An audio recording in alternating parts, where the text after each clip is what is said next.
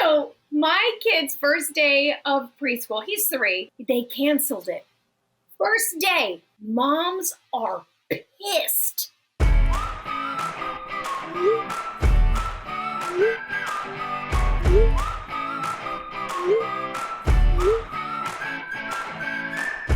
Welcome to the Mom Thread by Parade, where we take on what's trending. I'm Laura Bell Bundy. And I'm Sarna Garg. Namaste. We've recently talked about the wonderful, joyous occasion of kids heading back to school. So now let's talk about how we tackle those few precious hours in the day when we finally have a little time for ourselves. So I have a story real quick. So my kid's first day of preschool, he's 3. He's in a 5-day-a-week program. They canceled it.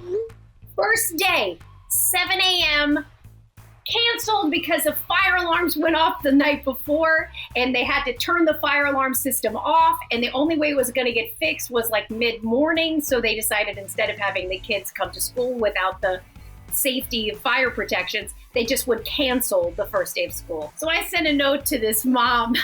Moms are pissed today. This woman was like, I had my yoga class planned. I am finally getting a manicure. I am going to call that person back. Everybody had something that they were doing that literally the plan got destroyed. Listen, I would be traumatized too if first day was canceled. Yeah, that would be, because you're waiting. It's like a dam waiting to burst. You know what I mean? The summer feels so long that by the time September rolls around, there can be no further delays. And even though, as I say that, my kids are obviously older. I have 2 in school now. I have a 16-year-old and a 10-year-old. It was bittersweet the first day of school because I had a lot of fun with my kids this summer. We binged a lot of TV shows. We did stuff. And still, I couldn't wait. Day one, was I the only one who booked myself happy hour?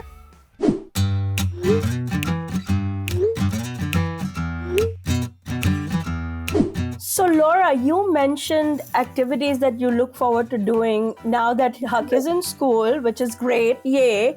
And I have my things that I like to do, and I wonder what other people like to do. So Parade actually did a survey about this, and I have the list of top 10 things out of order, and I think we should put them in order. It'll be fun to put them in order. What do you think? Let's go. So number 1, going for a walk or a leisurely stroll. Number 2, shopping. Number 3, exercising. Number 4, listening to a podcast. Number 5, getting my hair done. Number 6, reading a book.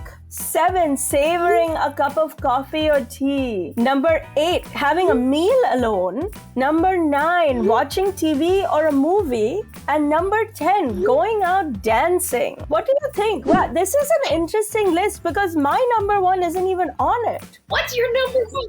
Scrolling on social media, hello? But what would be your number 1? Would it be watching TV, Laura? Yeah, definitely. So here's the thing. There's a difference. I would never watch TV while my son is in school because that's during the day, and that's the only time my brain is functioning for anything that would be productive. I really, believe it or not, and it ain't even on the list, is my me time sometimes is actually working. If it's not work and it's me time, when he's at school, I'm actually about self-care. So if it's exercising, acupuncture, or it's Pilates or something like that. But here's the thing.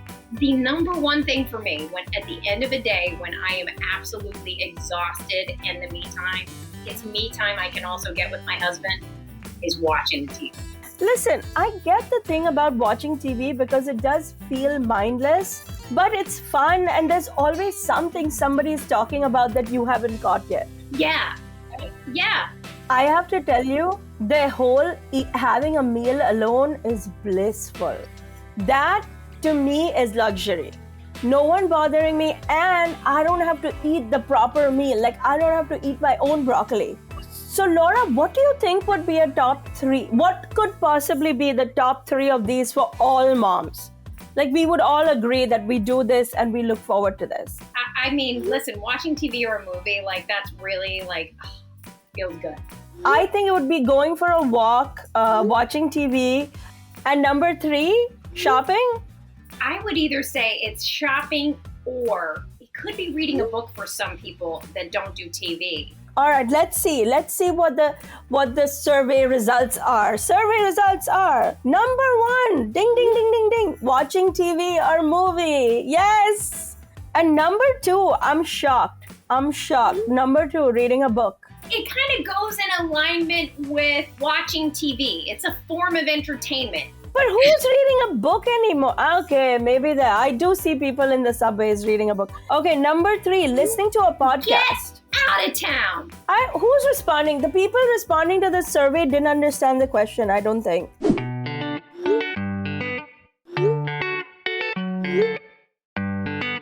So I think the results of this survey are shocking. Like, I don't really necessarily agree with all of them. What do you think, Laura? Well, I think that TV is not surprising at all. It was number 1 on the Me Time list. It's number 1 for us.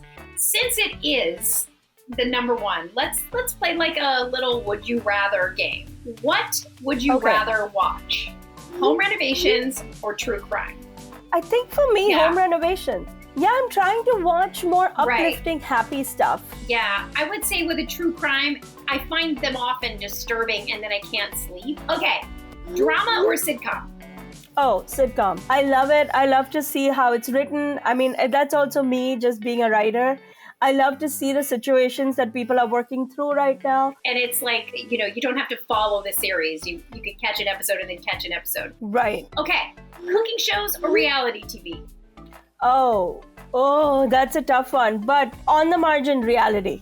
I'm so bad. I'm the original Real Housewives fan. I'm not a competition cooking show watcher at all. And I am really not a reality TV show watcher either. Oh, no, Laura, you don't know what you're missing. Okay, soap opera or game show? Game show. I'm not driven into soap. I can't. It's too long. Their plot lines are exhausting. It takes forever to get. I was on a soap opera when I was 18, Guiding Light, but I love a game show. I love Family Feud, and I love Wheel of Fortune, and it reminds me of my grandparents and when I used to watch it. But I love like the Game Show Network. I love stuff like that.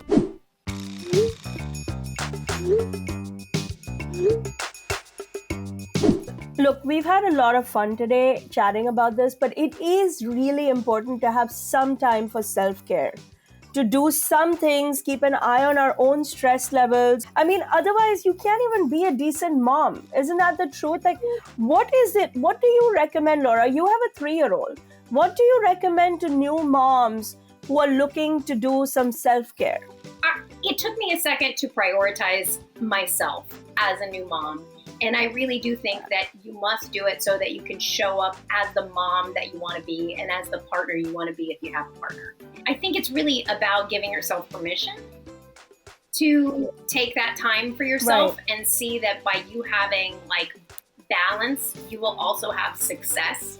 And also just saying like, hey, I need to take care of my body or whatever. I'm going to take this Pilates class and I'm going to do it every single week on Wednesday at 9:30. And I don't really care what anybody has to say about it.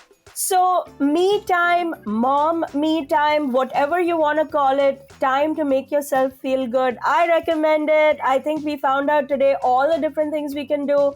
And I would like to add, as a social media person, just scroll social media for fun. That's fine. There's no crime in that. But whatever it takes, we should do it. It's essential. It's essential to being a good mom.